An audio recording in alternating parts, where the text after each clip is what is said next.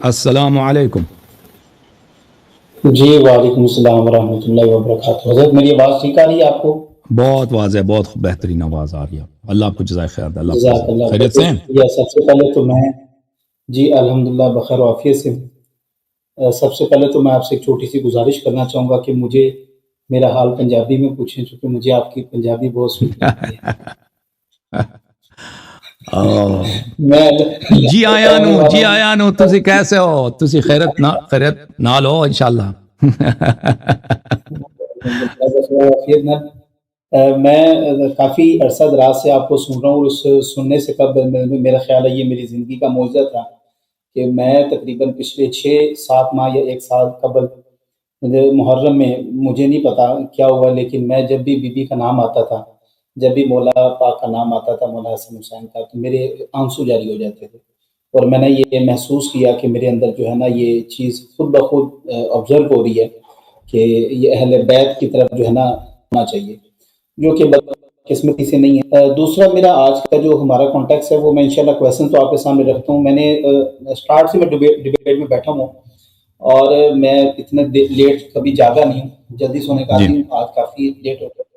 وہ مولانا صاحب تھے، انہوں نے انتہائی، میں تو ان کی طرف سے معذرت چاہتا ہوں چونکہ وہ پاکستان سے بلونگ کرتے ہیں، اور ہماری بدقسمتی یہ ہے کہ ان علماء کو نہ تو بات کرنے کی تمیز ہوتی ہے، نہ ان کو کوئی استدلال ہوتا ہے. بس جو دل میں آیا وہ کسی کے بارے میں کہنا، اور کلمہ گو کے بارے میں اس طرح کے الفاظ نہیں کہنے چاہیے تھے. اور دوسرا میں آپ کو سلام کے حوالے سے کہ آپ کا صبر بہت ہے ماشاءاللہ، وگرنہ اللہ آپ میں کو عزت خود بہت شوق ہے. میں خود پڑھاتا ہوں، مدرس ہوں اور ایک یونیورسٹی میں ماشاء اللہ. پڑھاتا ہوں، تو میں تو سمٹائمز کر جاتا ہوں. اچھا حسن ماشاء بھائی، مجھے جو کوشچن آپ سے پوچھنا ہے وہ یہ ہے کہ آپ جو عقائد کے حوالے سے استدلال کرتے ہیں وہ اس کی ترتیب کیا رکھتے ہیں؟ قرآن پاک کے بعد آپ کس چیز کو پریفر کرتے ہیں؟ کہ میں اگر عقائد کے حوالے سے کسی کو تسلیم کرتا ہوں یا اثنا عشری جو ہے وہ ایکسیپٹ کرتا ہے، تو ان کے نزدیک یہ 3 بڑے بڑے جو ہے ماخذ دین ہیں کہ ہم ان سے اپنا ماخذ کرتے ہیں. تو عقائد میں یہ ہے کہ عقل، اللہ تعالیٰ نے ایک ایسا چراغ ہمیں دیا ہے کہ اس کے ذریعے ہم حق و باطل میں تمیز کر سکتے ہیں. یعنی اگر کوئی چیز ہمارے سامنے رکھا جائے، بولا یہ ایک ادعا ہے، اس کی دلیل یہ ہے، یہ دوسرا ادعا ہے، اس کی دلیل یہ ہے، تو ہم عقل کے ذریعے، اللہ تعالیٰ نے ہمیں یہ طاقت دیا ہے کہ اس چراغ کے ذریعے ہم دیکھ سکتے ہیں کہ کیا یہ بات صحیح ہے یا یہ بات غلط ہے، یا ان دو باتوں میں سے کون سی صحیح ہے. تو اگر کوئی وہ بھی واضح دلیل، بہت ساری ایسی عقلی باتیں ہوتی ہیں جو عقل خود کہتا ہے کہ ہمیں یہ سمجھ نہیں آئی. اگر ایسی مبہم بات ہے تو اس میں عقل حکم نہیں دے سکتا، بلکہ عقل خود اعتراف کرتا ہے کہ یہ باتیں ہمیں نہیں سمجھ آ سکتی، تو اس میں عقل حجت نہیں ہے. عقل کو ہم ہر جگہ حجت نہیں سمجھتے. بہت ساری باتیں ہیں جو عقل وہ خود شاہد ہے اس بات پر، عقل خود معترف ہے، عقل جھوٹ نہیں بولتا، عقل کہتا ہے ہمیں یہ سمجھ نہیں آتی. لیکن بہت ساری باتیں ہیں کہ وہ عقل کے تھرو بھی انسان کو سمجھ آ جاتا ہے. اور بالکل حق اور باطل میں تمیز کرنا یہ بھی عقل کا کام ہے. اچھا، تو پہلی بات یہ ہے کہ عقل حجت ہے. اللہ تعالیٰ نے اس حجت کو ہر انسان کے باطن میں رکھا ہوا ہے. ایک ایسا ہمارے احادیث میں کہ عقل ایک پیغمبر ہے، ایک نبی ہے، جو اللہ تعالیٰ نے اس حجت کو ہر انسان کے باطن میں رکھا ہے. لیکن اس کے حدود ہیں، محدود ہے. وہ ہر چیز میں، مثلا وضو کیسا کرنا ہے عقل خود نہیں بتا سکتا، یہ جو ہے سنت سے لینا ہوگا. اس کے بعد قرآن مجید کے ظواہر جو ہیں حجت ہیں، شرط یہ کہ ان آیات کے وہ نہ ہوں، آیات کے مختلف معنی محتمل نہ ہوں. اگر کسی معنی میں صریح ہے وہ معنی صحیح ہے، حجت. اگر لیکن آیا ایسا ہے کہ اس کا دو تین معنی بن سکتے ہیں، ایک معنی مثلا ظاہر ہے، دوسرے دو معنی کو ہم رد نہیں کر سکتے، تو پھر اس کے لیے ہمیں دلیل کی ضرورت ہوگی کہ یہ معنی متعین ہے، دوسرا معنی نہیں ہے. ویڈیوز میں دیکھ چکا ہوں، تو میرے کافی زیادہ پرسن ایسے تھے جو کہ آپ کی ویڈیوز دیکھ کے ریزولو ہو گئے. میں سمجھتا ہوں کہ ان کو دہرانا وقت کا ضیاع ہے. اور اس کے اچھا بعد یہ آپ احادیث سمجھتے ہیں صحیح کہ ہے، اس کے بعد احادیث صحیح ہے. جی بسم اللہ کا. اچھا آپ یہ سمجھتے ہیں کہ آپ اس وقت ایک مجتہد کے درجے پہ فائز ہیں کہ آپ خود مسائل کا اخذ کر سکتے ہیں، وہ ٹھیک ہوں، یا آپ کو فقہ کے لیے کسی امام؟ عرض یہ ہے کہ دیکھیں، مجتہد ہمارے ہاں اہل بیت علیہ السلام کے احادیث میں اجتہاد کی بہت مذمت ہے. اور یہ کسی کو مجتہد جو شخص احادیث سے واقفیت رکھتا ہے وہ، یعنی ہمارے مجتہدین کیونکہ وہ حدیث نہیں پڑھتے، ان کو نہیں معلوم اہل بیت علیہ السلام کے اصطلاحات. تو مجتہدین کی یہ اجتہاد یہ کوئی تعریف نہیں ہے کہ آپ کہتے ہیں کہ فلاں شخص مجتہد ہے. مجتہد یعنی فاسق، مجتہد یعنی گمراہ. ہمارے مذہب میں اہل بیت علیہ السلام کے کلچر میں، اہل بیت علیہ السلام کے احادیث اور روایات میں. اچھا، ایک مجتہد ہوتا ہے، اس کا لفظ یہ ہے کہ مجتہد کا مطلب ہے کہ جو شخص زیادہ عبادت کرتا ہے، اس کی تعریف ہے، لیکن اس کا اس مجتہد بالرائے سے تعلق نہیں ہے. جو لوگ یہ فقہ اصول کی محنت کرتے ہیں، اس میں علم اجتہاد میں محنت کرتے ہیں، اس کی مذمت ہے.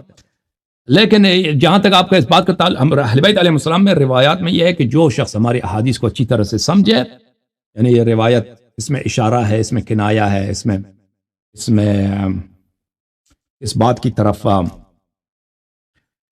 یا تقیہ ہے، یا اس میں اس لطیفے کا کیا مطلب ہے، ان کے اصطلاحات کو سمجھے تو اس کو اہل بیت علیہ السلام فقیہ کہتے ہیں. تو الحمدللہ رب العالمین کیوں بہت عرصے سے، کیونکہ میری جو انس رہا ہے میرا احادیث پڑھنے سے ان سے، تو الحمدللہ رب العالمین وہ ہم بہت حد تک وہ مشکل احادیث، سخت احادیث جس کو علماء مشکل سے شرح کرتے ہیں، ان کو سمجھنا الحمدللہ رب العالمین بہت حد تک ہمارے لیے میسر ہے الحمدللہ. جی بہتر ہو گیا، بہت بہت شکریہ. اچھا حسن بھائی یہ بتائیے گا ذرا، کیا آپ ائمہ اسنا، میں چونکہ آپ کی ویڈیوز دیکھ چکا ہوں اور آپ نے اس بات کا بالکل اعتراف کیا کہ میں اسنا عشری اہل تشیع میں سے ہوں، مجھے یہ بتائیے گا کہ آپ نے اسنا عشری میں جو ائمہ کرام ہیں، کیا وہ اصحاب رسول کے اوپر جرح کو جائز کہتے ہیں یا اس کی اجازت دیتے ہیں کہ صحابہ پہ جرح ہو سکتی ہے؟ بالکل اجازت دیتے ہیں، انہوں نے خود بار بار جرح کیا. ٹھیک ہو گیا. اچھا اگر جرح کی جائے تو اس میں ہم یہ دیکھتے ہیں کہ حضرت عثمان غنی بھی سم ٹائم جو ہے نا آپ کی جو ہے وہ جرح کی ضد میں آ جاتے ہیں، جس طرح حضرت ابوبکر آپ کے ضد میں آتے ہیں، حضرت بالکل عمر بالکل آتے ہیں، بالکل obviously عثمان بھی آتے ہیں. بالکل. پھر ہمارے پاس یہ دیکھیں کہ اب جو ہے وہ آپ کو بھی پتہ ہے، جس طرح بھی آپ نے کچھ دیر پہلے ویڈیو میں ایک ساتھی سے یہ کہا کہ مجھے بتائیں کہ سب سے پہلے قرآن کس نے جمع کیا، تو وہ عثمان کا نام ہی لے رہے تھے. تو کہ جی ہمارے ہاں جو مشہور ہے، جو آپ سنی حضرات کہہ لیں، ان میں یہی مشہور ہے سب سے پہلے جامع القرآن حضرت عثمان ہے، حالانکہ ہم یہ جانتے ہیں کہ حضرت ابوبکر نے اس کو جمع کیا، پھر اس کے بعد چلتے. تو کیا حضرت عثمان غنی کے اوپر جب آپ جرح کرتے ہیں اور ان کو آپ دار اسلام سے خارج کرتے ہیں یا فاسق یا فاجر کچھ بھی ڈکلیئر کرتے ہیں، تو پھر ان کا جو موجودہ نسخہ ہے اس کے اوپر ہم کیسے بلیو کر سکتے ہیں؟ ایک طرف سے ہم اس بندے کو دار اسلام سے باہر کر رہے ہیں اور اس کی دی ہوئی چیز کے اوپر ہم بلیو کر رہے ہیں، یا تو پھر ہمیں مولا علی کا جو وہ نسخہ ہے اس کو فائنڈ آؤٹ کرنا چاہیے. کیا اس میں سر تضاد نہیں نظر آتا آپ کو؟ تو جہاں تک عثمان کا تعلق ہے، عثمان نے خود تو قرآن جمع تو نہیں کیا نا، اس نے زید بن ثابت ان لوگوں کو ڈیوٹی لگائی تھی کہ قرآن جمع کریں. اس نے کیا اس نے اس کو ڈیوٹی دی تھی کہ قرآن جمع کرو، اور زید بن ثابت نے قرآن جمع کیا، پھر اس نے ان کو ڈیوٹی لگا دی کہ بھئی اس کے نسخے بناؤ. کچھ لوگوں کو انہوں نے ساتھ رکھا کہ اس کے جو زید نے جمع کیا اس کے نسخے بنائے گئے، اس کے 7 نسخے بنائے گئے، مختلف شہروں میں اس کو بھیجا گیا اور باقی قرآنوں کو جلایا گیا. یہ کہنا کہ عثمان نے خود بذات خود جمع کیا ہے، یہ اس میں کچھ مسامحہ ہے. تو یہ قرآن اللہ تعالیٰ کی کتاب ہے، اور اہل بیت طاہرین علیہم السلام نے اس کو شہادت دی ہے کہ یہ اللہ کی جانب سے کتاب ہے. جہاں تک اس آیات کی ترتیب کی بات ہے، تو ہم صحابہ نے جو غلطیاں کی ہیں ہم اس کو تائید نہیں کرتے کہ انہوں نے ترتیب نزول کے ساتھ جمع نہیں کیا. وہ خود بھی کہتے ہیں کہ ہم نے ترتیب نزول کے ساتھ جمع نہیں کیا. اچھا، وہ خود بھی ادعا نہیں کرتے. ہاں، ترتیب نزول پہ جمع ہے، تو اس کا ہم تائید نہیں کرتے. اب جہاں تک بات ہے کہ کسی آیات کو ان لوگوں نے اگر حذف کیا ہے، تو اس کی روایات تو بہت زیادہ ہے فریقین کے کتب میں، تو ان کو ہم تائید نہیں کرتے، ٹھیک ہے نا، جو انہوں نے حذف کیا ہے. لیکن یہ جو موجودہ قرآن ہے یہ اللہ کا کلام ہے، اس کی تائید اہل بیت علیہ السلام نے کیا. دیکھیں، اگر بخاری کی کوئی حدیث ہے یا مسلم کی کوئی حدیث ہے، اگر اہل بیت علیہ السلام نے اس کی تائید کیا، ہم کہتے ہیں یہ واقعاً حدیث ہے، ہم نہیں کہیں گے یہ جھوٹ حدیث ہے. تو یہ جو ہے اہل بیت علیہ السلام نے ہمیں حکم دیا کہ یہ قرآن مجید ہے اور اس کو پڑھا کرو، اس پہ تدبر کیا کرو، اور اپنی نمازوں میں اسی کی تلاوت کرو. رات کو اگر تم عبادت کے لیے اٹھتے ہو تو اسی کی تلاوت کرو. فلانی سورہ کے اگر تم ختم کرو تو اتنا ثواب ہے. اہل بیت علیہ السلام نے اس کا حکم دیا، لیکن اس کے ساتھ انہوں نے کہا کہ بہت ساری آیات ایسی تھیں جن آیات میں صحابہ نے دسترازی کیا. تو ہم اس لیے نہیں کہتے کہ عثمان اچھا آدمی، عثمان پہ بڑا اعتماد ہے ہمارا، یا زید بن ثابت پہ ہمارا بڑا اعتماد ہے. ان کی ثقہ کی وجہ سے ہم ان کی کام کی تسلی کرتے ہیں. بلکہ خود صحابہ آپ دیکھیں کتاب ہے مصاحف ابن ابی داؤد میں، وہاں پہ ایک باب ہے کہ عبداللہ ابن مسعود نے جو مصحف عثمانی ہے اس پہ اعتراض کیے تھے اس میں ایک حدیث نہیں کئی احادیث ہیں. عبداللہ ابن مسعود میں اس اس کی کا اپنا اس کا اپنا نسخہ تھا قرآن مجید کا, اور اس کے نسخے کو لے کر ان لوگوں نے فرائی کیا تھا, تیل میں ڈال کے ان لوگوں نے فرائی کیا تھا. تو عبداللہ ابن مسعود اس وقت بڑے غصے میں تھے کوفے میں, اور تقریر کرتے تھے کہ لوگوں اپنے نسخے کو, اپنے قرآنوں کو تم چھپا لو, اپنے قرآنوں کو محفوظ کرو, اور قیامت کے دن تم انہی قرآنوں کے ساتھ محشور ہو جاؤ گے. تو اس طرح دوسرے بھی صحابہ, بہت ساری صحابہ کے, اس وہاں پہ ایک پورا باب ہے جناب عائشہ کے قرآن کا, اس میں بہت ساری احادیث ہے کہ جناب عائشہ نے کا اپنا قرآن تھا, اور یہ جو موجودہ قرآن ہے عائشہ کی مختلف احادیث ہیں کہ فلان آیا غلط ہے, فلان آیا غلط ہے, فلان آیا غلط ہے, فلان آیا اس طرح نازل نہیں ہوا. تو وہ اس میں بہت ساری روایات ہیں. اور وہ یہ کتاب کب لکھی ہے, مثلا ابن ابی داؤد نے, اس کی وفات کب ہے, 270 280 سال, مثلا 250 میں اس نے لکھی ہے.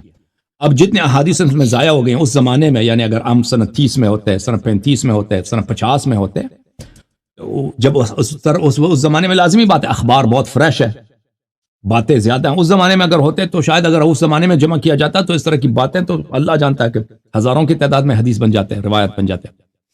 تو عرض یہ ہے کہ ہم زید بن ثابت یا ان لوگوں پہ اعتماد ہے نہیں, ہمارا اعتماد ہے اہل بیت اطہار علیہ السلام پہ. جی سر بولیں. جی ٹھیک ہو گیا. اچھا, اب جو دوسرا حضرت ابوبکر اور عمر کے بارے میں آپ کا موقف بالکل واضح ہے کہ وہ ان کا تو ایمان بھی ثابت نہیں ہے, اور باقاعدہ آپ کے کئی ویڈیوز میں چیلنجز بھی دے چکا ہوں.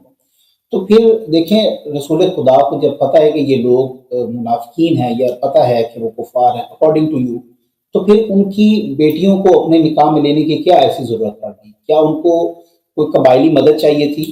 حالانکہ ان کے پاس اتنے بڑے قبیلے بھی نہیں تھے کہ حضرت ابوبکر تو آپ کی بقول کچھ بھی نہیں تھا, وہ اکیلے وہاں سے آئے تھے, اور بلکہ اپنے والد کا ساتھ اٹھا کے لے آئے تھے, اور پھر وہ پتھر رکھے انہوں نے کہ یہ تھوڑا سا وہ پڑا ہوا سونا وغیرہ, وہ ساری میں نے آپ کی اسپیچ سنی ہے. تو حضرت ان کی پھر کیا ضرورت پڑی دونوں بیٹیوں کو؟ تو یہ دیکھیں, نکاح جو ہے ظاہر اسلام میں ہوتا ہے. نبی کریم صلی اللہ علیہ وآلہ وسلم نے, دیکھیں ان کی صرف ایک ہی بیوی تو نہیں تھی, یا دو بیویاں عائشہ اور حفصہ, ان کے تو 10 15 16 17 بیویاں تک ذکر کی گئی صلی اللہ علیہ وآلہ وسلم. اور نبی کے عائشہ اب حفصہ کے متعلق اس میں تو روایت ہے نا آپ مسلم میں, کہ عمر جو گئے ابو بکر کے پاس کہ میری بیٹی سے شادی کرو, اس کی طلاق ہو چکی حفصہ کو, اس نے کہا نہیں کرتا میں. پھر عثمان کے بعد اس نے بھی ٹکرا دیا, پھر نبی صلی اللہ علیہ وسلم کے پاس آ گئے کہ میری بیٹی سے شادی کرو, پھر نبی صلی اللہ علیہ وسلم نے حفصہ سے شادی کیا نا. تو اس زمانے میں ان کی کیا مجبوریات تھی, مثلا عائشہ حفصہ کی شادی نہیں ہو رہی ہے, وہ ہر ایک کے پاس جاتا ہے. یہ تو بہت ہی وہ ہے نا, وہ اس طرح کے باپ جو ہے بہت کم ہوتا ہے دنیا میں کہ کسی کے پاس چلا جائے کہ تم میری بیٹی کے ساتھ شادی کرو. تو کس حالات میں نبی کریم صلی اللہ علیہ وسلم سے ان کے ساتھ شادی کی ہے وہ دیکھیں, وہ ہمیں بخوبی نہیں معلوم, لیکن نبی صلی اللہ علیہ وآلہ وسلم نے ام حبیبہ سے شادی کیا. ام حبیبہ کس کی بیٹی ہے؟ ابو سفیان کی بیٹی ہے. اور کس زمانے میں شادی کی؟ اس زمانے میں شادی کی جب ابو سفیان دشمنی پر سب سے بڑا دشمن تھا. نبی کریم صلی اللہ علیہ وسلم کے حیات طیبہ میں ہجرت کے بعد جتنی جنگیں لڑی گئی ہیں اس میں اکثر جو تھے مکہ والے تھے. مکہ والے لشکر لے کے آتے تھے. غزوہ احزاب میں مکہ والے تھے, غزوہ بدر میں مکہ والے تھے, غزوہ احد میں مکہ والے تھے, اور بھی جنگوں میں. اور وہ ان کا سب سے بڑا جو لیڈر تھا وہ ابو سفیان تھا مختلف جنگوں میں. ابو سفیان اور اس کی بیوی ہند کہ لوگوں کو فائنانس کرتے تھے. ان کو جب جنگ بدر میں بھی ان کا قائد ابو سفیان تھا. جب جنگ بدر میں بخوبی آپ کتب میں دیکھیں ان کا جب شکست ہوا ہے مشرکین کا, تو ابو سفیان کی بیوی نے مہینوں تک وہاں پہ ماتم کیا, اس نے نوحگری کیا مکے میں کہ ہمارے نوجوانوں کو, ہمارے عزیزوں کو ان لوگوں نے قتل کیا, ہم کب ان کا انتقام لیں گے, کب بدلہ لیں گے. تو یہ وہاں کے مشرکین کو یہ ننگ دلاتے تھے, تانا دلاتے تھے. ان کو غیرت پہ لانے کے لیے ان کی عورتیں اپنے مردوں کو تانا دیتی تھیں کہ, اور ان کا لیڈر کون؟ ہند. اس کے بعد مختلف جنگوں میں یہ ان کا لیڈر ہے ابو سفیان. تو نبی صلی اللہ علیہ وسلم نے اس سخت دشمنی کی حالت میں اس کی بیٹی سے شادی کیا. ام حبیبہ سے فتح مکہ کے بعد تو شادی نہیں ہوئی. ابو سفیان نے کب اسلام کا اظہار کیا؟ فتح مکہ کے بعد. فتح مکہ سے پہلے تو وہ اللہ مشرک تھا, لیکن اس کی بیٹی سے بہت پہلے شادی کیا پیغمبر صلی اللہ علیہ وسلم.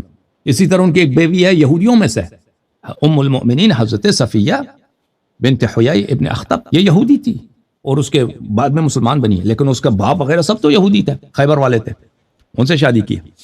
اور اس طرح اور بھی مختلف قبائل سے انہوں نے شادی کی.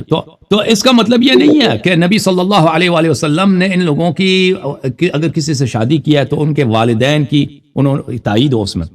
خود دیکھیں یہ سورہ مبارکہ تحریم جو ہے اس میں سے اکثر آیات بلکہ تقریباً شاید سب کے سب عائشہ حفصہ کے متعلق ہے. اس میں اللہ تعالیٰ نے بتا دیا بھائی کہ یہی غلط فہمی یہی حجت ہوگا نا مسلمانوں میں کہ فلانی تو نبی صلی اللہ علیہ وسلم کی بیوی ہے, فلانی نبی صلی اللہ علیہ وسلم کی بیوی ہے. اور جنگ جمل میں اسی لیے لوگ ریلی ہو گئے تھے, لشکر بنے تھے طلحہ زبیر اور جمل میں بصرہ میں کہ ہم نبی صلی اللہ علیہ وسلم کی عزت کی دفاع, ہماری ماں ہمیں بلا رہی ہے, ہم کیسے اپنی ماں کو چھوڑ رہے ہیں, صرف اسی بات پہ. وَإِلَّا ان کا کوئی حق نہیں بنتا بغاوت کرنے کا, لشکر لانے کا. تو اس میں تو اسی حجت کو تمام کرنے کے لیے اللہ تعالیٰ نے کیا فرمایا قرآن مجید میں, ضرب اللہ مثلا للذین کفروا امرأة نوح وامرأة لوط كانتا تحت عبدین من عبادنا صالحین فخانتاهما فلم یغنیا عنہما من اللہ شیئا وقیل ادخلا النار مع الداخلین. کہ ہم نے کافر لوگوں کے لیے ایک مثال دی ہے, بلکہ دو مثال دی. وہ دو مثال کون ہے؟ ایک زوجہ لوط, زوجہ نوح اور زوجہ لوط. وہ ہمارے دو صالح بندوں کے نکاح میں تھیں, لیکن وہ انہوں نے ان کے ساتھ غداری کیا, تو ان کو اپنے شوہر سے رشتے کا کہ میاں بیوی کا رشتہ ہے اس کا کوئی فائدہ نہیں ہوا, اور ان کو جہنم میں دھکیلا گیا, کہا گیا کہ جہنم میں داخل ہو جاؤ داخل ہونے والوں کے ساتھ. اور یہاں پہ کتنے آپ کے علماء اپنے علماء کے اقوال ہیں کہ اس یہاں پہ جو مثال دی گئی یہ عائشہ حفصہ کے لیے دی گئی. اگر آپ چاہیں تو تفسیر فخر رازی وغیرہ شاید آپ نے دیکھا ہو, میں نے دکھایا آپ کی کتب میں کہ اس سے مثال سے مراد ہی گئی. تو جب اللہ تعالیٰ نے کہہ دیا بھائی, تو آپ حضرت دیکھیں ہمارے نبی صلی اللہ علیہ وسلم کے ازواج کے متعلق آیا نازل ہوئی ہے, اور اس کی مثال دی گئی ہے کس کی؟ نوح اور لوط علیہ السلام کے دو بیویوں کے. تو جو ہم پوچھیں کہ نوح علیہ السلام نے کیوں شادی کی, مجھے نہیں معلوم نوح علیہ السلام نے اس وقت اس کے حالات کیا تھے کہ انہوں نے شادی کی ہے. کیا مثلا ہر انسان کی زندگی میں ایسی چیزیں پیش آتی ہیں نا, انسان کو نہیں پتا ہو کہ وہ کوئی کام کر لیتا ہے بعد میں وہ صحیح نہیں نکلتا. حضرت نوح علیہ السلام نے جو شادی کی ہے وہ ضرور اللہ کے حکم سے کیا ہوگا, اور اس میں کوئی مصلحت ہوئی ہوگی, اور وہاں پہ ظاہر اسلام کے طور پر یا مثلا کسی بھی وجہ سے, لیکن یا یہ بتانے کے لیے کہ بھئی اگر کوئی نبی کا بیوی ہو, اگر اس کی عمل بد ہے تو اللہ تعالیٰ اس کی جو ہے اس کی وہ نہیں چھوڑیں گے, اس کی بھئی ہر ایک اپنے عمل کا جواب دینا ہوگا, جو بھی مسئلہ ہے. تو اللہ تعالیٰ نے یہ بتا دیا قرآن مجید میں کہ یہ اس طرح نہیں ہے کہ اگر کوئی شخص نیک ہے تو حتماً اس کی بیوی بھی نیک ہے. یہ قرآن کی جو آیت ہے الطیبین للطیبات والطیبون للطیبات, اس سے مراد یہ نہیں ہے کہ اگر انسان کا اگر مرد خود نیک ہے تو اس کی عورت بھی نیک ہے. اس کا مطلب یہ ہے, مختلف کتب میں آپ دیکھیں کہ اچھی باتیں اچھی مردوں کے لیے اور بری باتیں بری لوگوں کے لیے. اچھا بات بسم اللہ کریں. میں یہ چاہوں گا کہ یہ والا سوال جو ہے اس کا آپ جواب اگر نہ دینا چاہیں تو نہ دینا چاہیں سے مراد یہ ہے کہ اگر آپ کو لگتا ہے کہ اس کا جواب آلریڈی ہو چکا ہوگا, اور میں چاہوں گا کہ ہم اس کو تھوڑا سا جلدی وائنڈ اپ کریں, کیونکہ 5 اور کویسچن اور ایک چھوٹی بھی آپ کے لیے, تاکہ دوسرے کال کا انتظار کریں. اگر مصحف کی جمع بندی جب یہ کی گئی اور اس میں آپ کو پتہ ہے کہ شامل نہیں کیا گیا, تو میرا سوال یہ تھا کہ آخر کار ابھی تو اتنے اختلافات بڑے بھی نہیں تھے, تو مولا علی کو کیوں نہیں شامل کیا گیا انہوں نے مصحف میں؟ اگر آپ یہ سمجھتے ہیں اس کا جواب ہو گیا تو ٹھیک ہے, نہیں تو آگے چلتے. تو مصحف لکھنے میں کیوں شامل نہیں کیا گیا تھا؟ تو دیکھیں ان کو شامل کرنا ہی ان کی توہین ہے. وہی جب رسول پاک صلی اللہ علیہ وسلم نے امیر المومنین اعظم کو حکم دیا کہ تم میرے بعد ان کا امام ہو, اور تمہاری ڈیوٹی کہ قرآن جمع کرو. انہوں نے قرآن جمع کیا, صحابہ پہ عرضہ کیا, صحابہ نے قبول نہیں کیا. ان کو صحابہ کو تو پتہ ہے کہ ان کے پاس قرآن موجود ہے, اور ان کا قرآن کا جو نسخہ ہے وہ ہمارے کام نہیں آتا, اس میں ایسی باتیں ہیں کہ اس سے ہماری حکومت نہیں چل سکتی. تو لازمی بات ہے کہ ان کو شامل نہیں کیا گیا, بلکہ وہ ہمارے پاس حدیث ہے, میں آپ کو حدیث دکھا دوں کہ مجھے ویسے بلیو ہے, چونکہ مجھے پتا ہے کہ آپ کی الحمدللہ جو ہے وہ کوئی بات حدیث میں آپ کو نہیں ہوتی. ویسے عوام الناس کے لیے دکھانا چاہتے ہیں تو بالکل ضرور دکھائیں. جی میں آپ کو دکھا دیتا ہوں, ایک منٹ.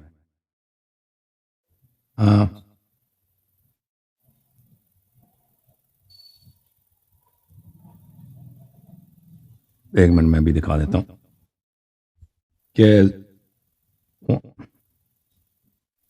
عبداللہ ابن عمرو ابن العاص امیر المؤمنین علیہ السلام سے ملے, اور انہوں نے کہا کہ ہم نے ایک بہت بڑے کام کا آغاز کیا ہے, امید کرتے ہیں کہ انشاءاللہ اللہ تعالی ہمیں اس کا اجر دے گا. تو حضرت امیر المؤمنین علیہ السلام نے فرمایا کہ مجھے پتا کہ تم کیا کر رہے ہو. یہ عثمان کے خلافت کے زمانے میں ان کی میٹنگ ہوئی تھی, یہ جو گروپ تھا، کمیشن تھا قرآن جمع کرنے کی، تو وہ ملے امیر المومنین علیہ السلام سے اور کہا کہ ہم ایک بہت بڑا کام کر رہے ہیں آج کل. نہیں بولا کہ کیا کام کر رہے ہیں. تو امیر المومنین علیہ السلام نے کہا کہ مجھے بخوبی پتا کہ تم لوگ کیا کام کر رہے ہو. وہ کام یہ ہے کہ بلی لن يخفى علي ما بيتم فيه حرفتم وغيرتم وبدلتم 900 حرف. مجھے بخوبی پتا ہے کہ تم رات کو جمع ہوتے ہو، تم میٹنگ کرتے ہو، تم کیا کرتے ہو. تم نے 900 آیتوں کو چینج کیا، 900 آیتوں کی تحریف کیا، اور 900 آیتوں کو تم نے تبدیل کیا.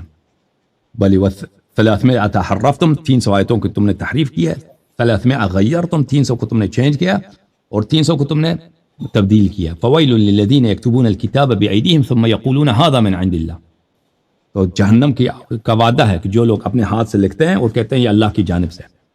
تو امیر المؤمنین علیہ الصلوۃ والسلام ان کے ساتھ نہیں، وہ اگر وہ ان کو شامل کرتے تو لازمی بات ہے، وہ ان کا منصوبہ ہی یہی تھا کہ اہل بیت علیہ السلام کی اتباع نہ ہو. اگر وہ شامل کرتے تو لازمی بات ہے ہر قدم پہ عبداللہ بن مسعود یا زید بن ثابت کا اور امیر المؤمنین علیہ السلام کا کیا مقابلہ ہے معرفت قرآن، علم قرآن میں. وہ تو کوئی جو مخالفین بھی نہیں کہتا نا کہ ان کا کوئی قیاس ہے. اگر امیر المؤمنین علیہ السلام وہاں پہ ہوتے ہیں تو وہ تو لازمی بات ہے وہ کسی بھی قرآن پاک کی وہ جو آیت ہے اِنَّا نَحْنُ نَزَّلْنَا الذِّكْرَ وَإِنَّا لَهُ لَحَافِظُونَ، تو آپ کو ایسا نہیں محسوس ہوتا کہ کہیں اس کا ٹکراؤ ہو رہا ہے اس بات سے جو بھی آپ فرما رہے ہیں کہ انہوں نے کہا مولا علی نے کہ یہ 300 یا 900 آیات، یہ آپ یہ سمجھتے ہیں وہ ایسی آیات تھی کہ جن کے نہ ہونے سے کوئی فرق نہیں پڑتا؟ جس میں ایک دفعہ آپ نے ایک مثال دی تھی قل هو اللہ احد، تو اس طرح کی آپ نے مثال بھی دی تھی. تو کیا آپ سمجھتے ہیں وہ 900 آیات اس طرح کی تھی کہ ان کے نہ ہونے سے کوئی فرق نہیں پڑا؟ میں آپ کو بتا دیتا ہوں.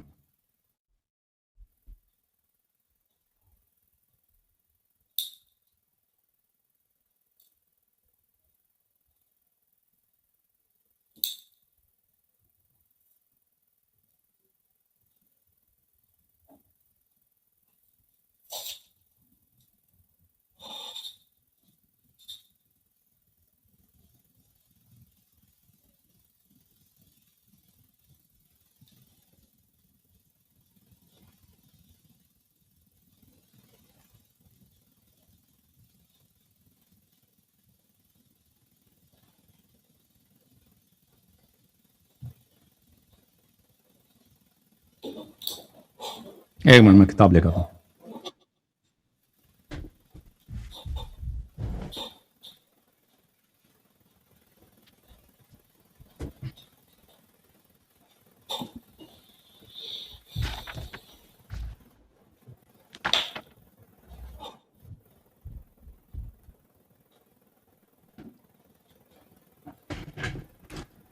اچھا، یہ کتاب ہے الدر المنثور فی التفسیر بالماثور. پہلی بات ہے انا نحن نزلنا الذکر کے متعلق معروف کریں. تو اس کے متعلق کوئی دیکھیں، اس کے متعلق آپ بخاری میں خود ابو بکر عمر کا اس کا جواب ہے.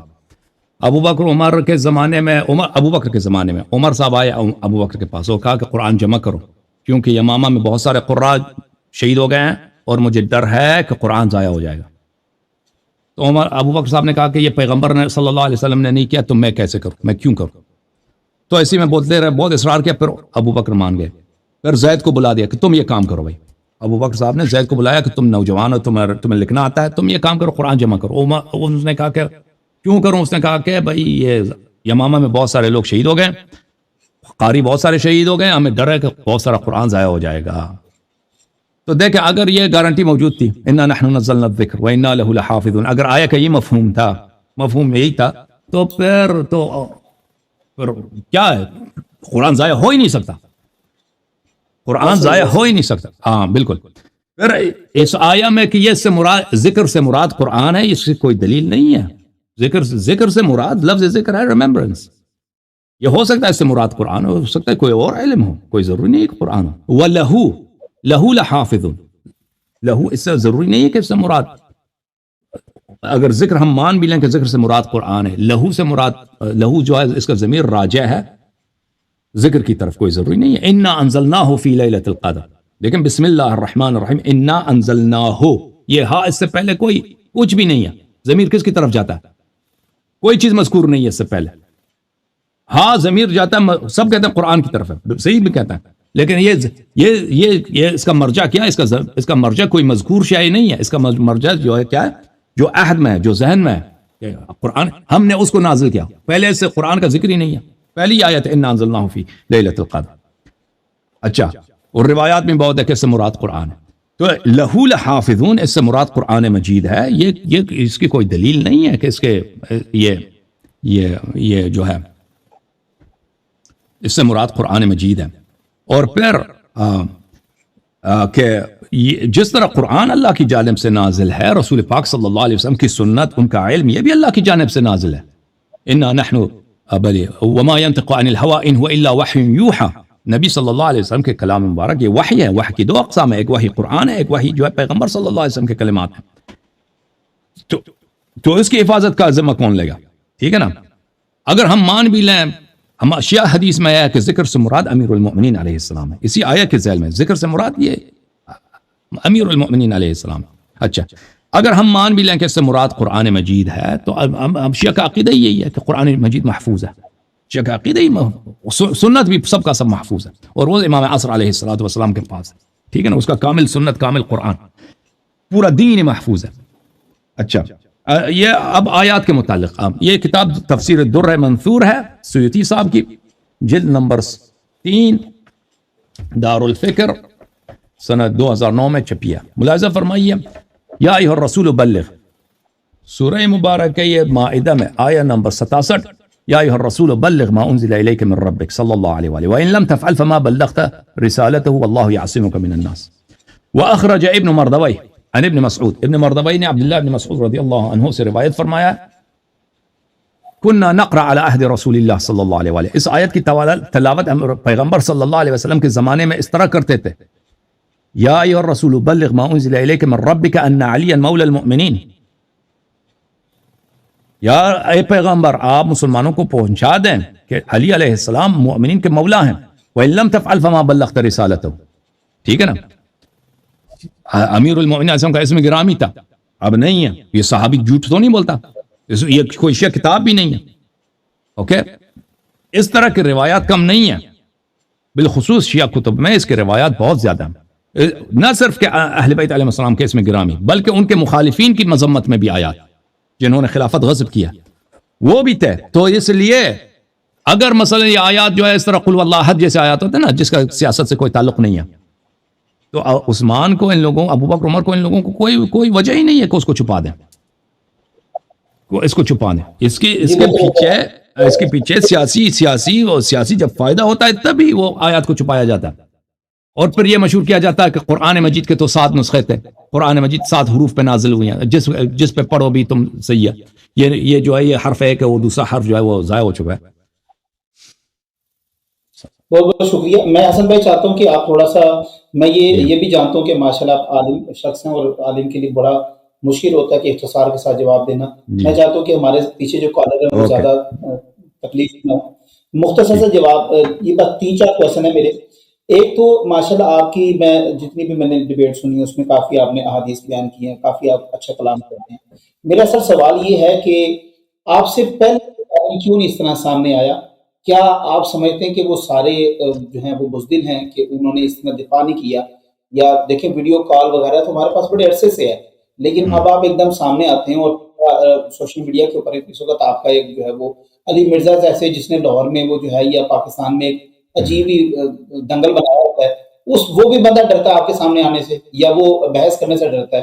اور میں یہ سمجھتا ہوں کیونکہ مجھے پتا ہے کہ اس شخص کے پاس نالج نہیں ہے، بس وہ ایک علم الکلام کی 2-4 باتیں جانتا ہے اور وہ بس لوگوں کو پھنساتا ہے. تو حضرت آپ مجھے بتائیں کہ آپ سے آنے والے جو پیچھے گزر گئے لوگ، کیا وہ بزدل تھے جو اس طرح آپ کی طرح سامنے نہیں آئے؟ برائے مہربانی مختصراً جواب دیتے جائیں کائنڈلی ذرا. مجھ سے پہلے جو شیعہ علماء گزرے ہیں اس کی بات کر رہے ہیں؟ جی ان کی بات کر رہا ہوں. نہیں، مجھ سے پہلے دیکھیں جو شیعہ علماء تھے، جو انگریزوں کے زمانے میں رہتے تھے نا، اس زمانے میں سوشل میڈیا تو نہیں تھا، اس میں مساجد میں یا جلسہ گاہوں میں مناظرے وغیرہ بہت ہوتے تھے. تو شیعہ علماء نے بہت محنت کی ہے، بالخصوص ہندو پاک میں اس زمانے. اب مجھے نہیں معلوم کہ اب سب کا علمی معیار ایک جیسا نہیں ہے، ان کے مناظرات جو ہے محفوظ بھی اتنے نہیں ہے کہ میں دیکھ لوں کہ انہوں نے کیا کہیں، لیکن بعض جو ان میں سے محفوظ ہیں، مثلا شبہائے پشاور، انہوں نے بہت واضح کے ساتھ، دلائل کے ساتھ، ماشاءاللہ اللہ ان کو رحمت کرے، انہوں نے بہت باتیں کی ہیں. اور اس طرح کتاب تصنیف میں بھی لکھنؤ کے میر حامد حسین رحمۃ اللہ علیہ، میر ناصر حسین رحمۃ اللہ، ان جیسا کتاب کسی نے شیعہ مذہب میں لکھا نہیں ہے. ان کے ابقات الانوار، تشید المتاعن، ان جیسے اور ان کے دوسرے جو تصنیفات ہیں بلا شک بلا ریب بے نظیر ہیں. تو بہت سارے ہوتے تھے، لیکن اس طرح وہ کہ اس زمانے میں ریکارڈنگ بھی نہیں ہوتا تھا، ٹیپ ریکارڈر بھی نہیں تھا، وہ انگریزوں کے زمانے کی بات کر رہا ہوں. پھر جب پاکستان بنا ہے تو مجھے نہیں معلوم کہ وہاں پہ مناظرہ، شاید بھٹو کے زمانے تک مناظرات وغیرہ ہوتے تھے، لیکن اس میں اتنا علمی مناظرات نہیں ہوتے تھے کہ کیونکہ اس میں علمی شخصیات اتنے بڑے نہیں تھے کہ ان کی تحقیقی باتیں ہوں. وہی جو ذاکرانہ جو تھوڑے بہت، یعنی یہ بھی نہیں کہ بالکل جاہل تھے، محدود سطح تک ان کے مناظرات ہوتے تھے. لیکن جب ضیاء کی حکومت بنی ہے، پھر تو جب شیعہ کشی کا رواج ہوا کہ شیعوں کو قتل کیا جائے، تو بہت سارے علماء جو ہیں وہ پیچھے ہٹ گئے اسی وجہ سے کہ ان کو جان کا خطرہ تھا، اور بہت سارے بیچارے شہید بھی ہو گئے.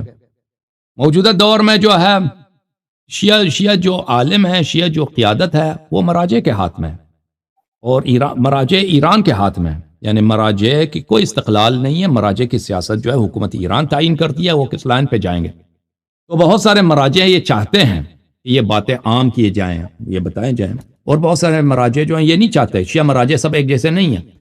شیعہ مراجع اپنے عقائد میں اختلاف میں بہت اختلاف رکھتے ہیں ان امور پر. بہت سارے جو ہیں وہ بالکل وہابی ٹائپ کے ہوتے ہیں مراجع، اور حکومت ایران جو خود جو ہے عقائد کے لحاظ سے مسئلہ امامت و خلافت میں بالکل وہابی ہے، بالکل جماعت عمریہ سے قریب ہے، نہ کہ شیعہ سے قریب ہے.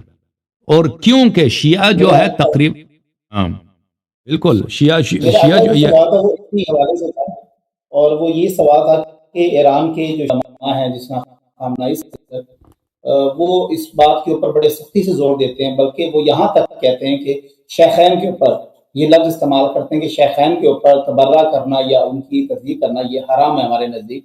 تو جس طرح کہ آپ نے میرا اگلا سوال ختم ہو گیا، تو اس سے اگلا سوال میں پوچھ لیتا ہوں. جی، اس کی وجہ یہ ہے کہ جی بسم اللہ سوال کر.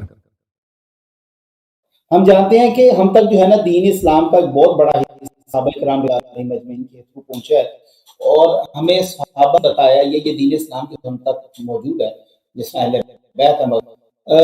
یہ ہمیں یہ رسول ہے تو یہ انہی کی وجہ سے ہمیں پتہ لگ گیا. یہ قرآن ہے، یہ انہوں نے ہی بتایا ہے.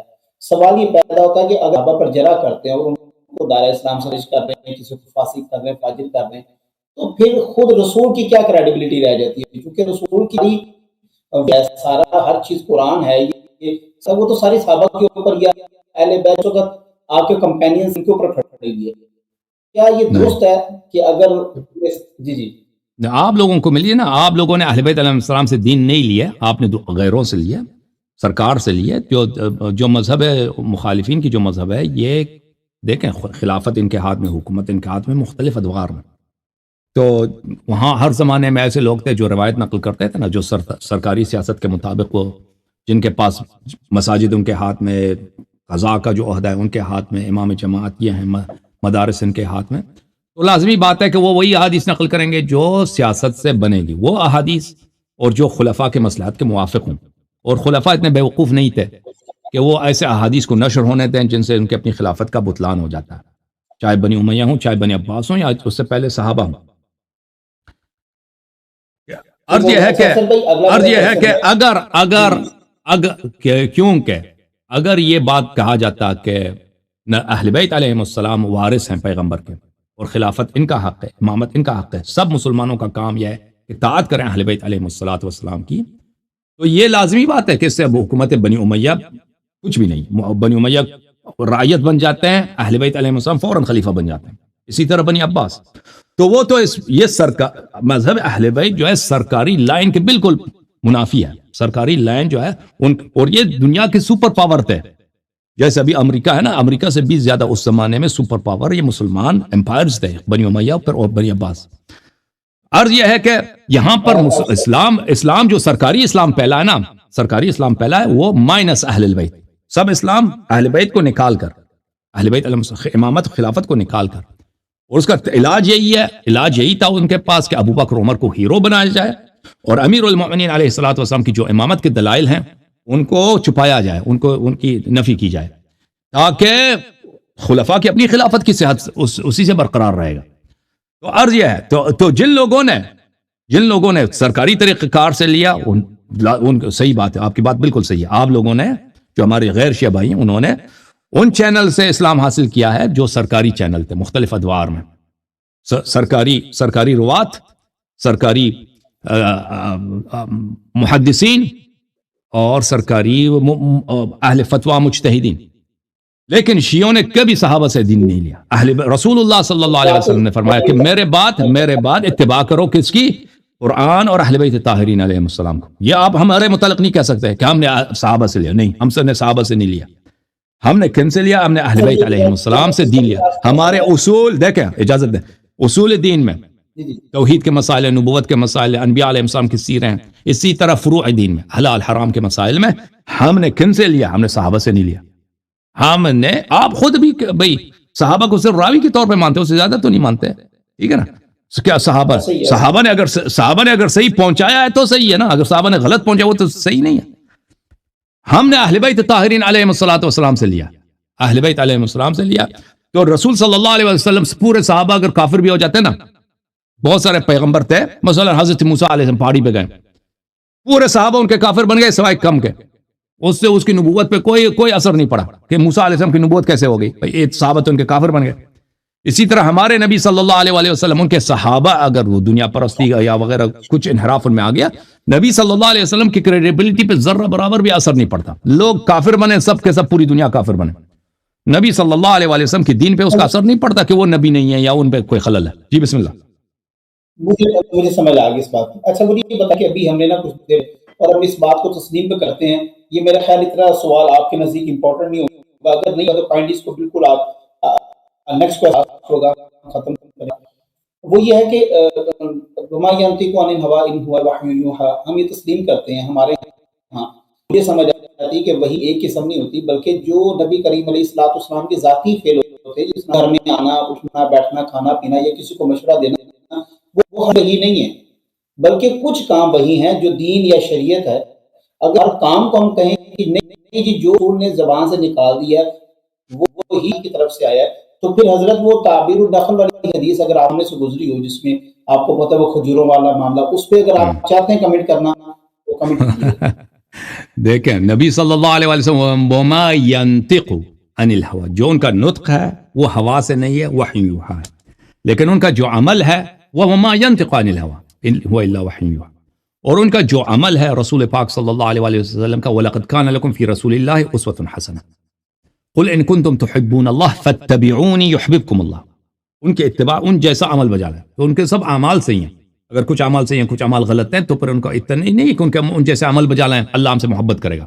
ان کے صحیح اعمال کے اتباع کریں گے تو اللہ محبت کرے گا، غلط اعمال کے اتباع کریں گے تو اللہ ہم سے محبت نہیں کرے گا.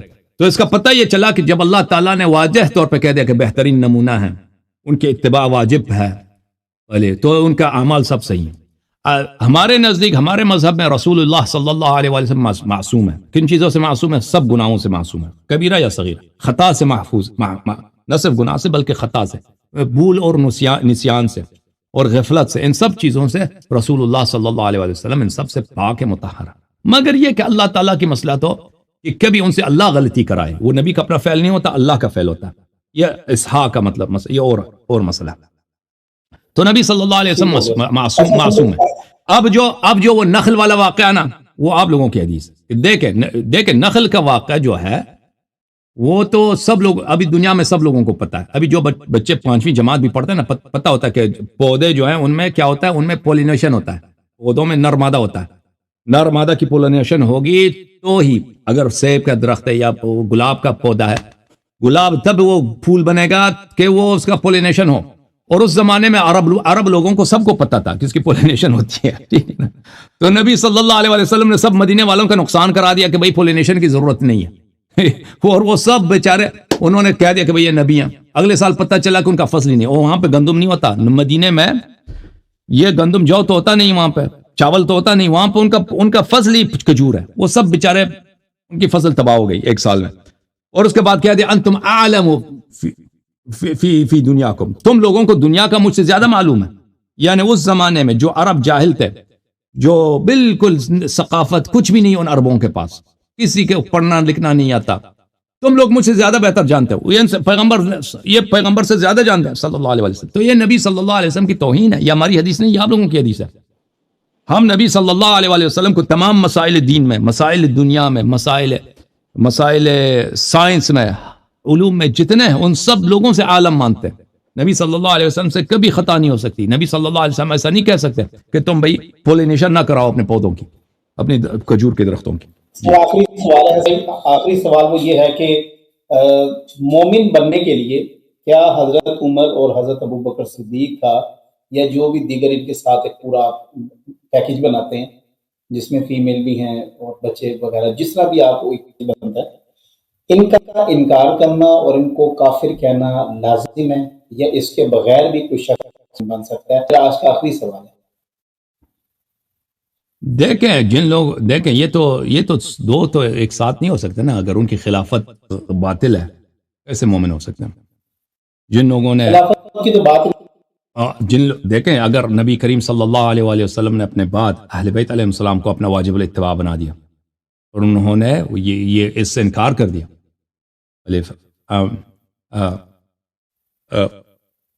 قرآن مجید کا فرمان ہے، بسم اللہ الرحمن الرحیم، قل ان کنتم تحبون اللہ فاتبعونی یحببکم اللہ واللہ غفور الرحیم وان تولوا فان اللہ لا يحب الکافرین.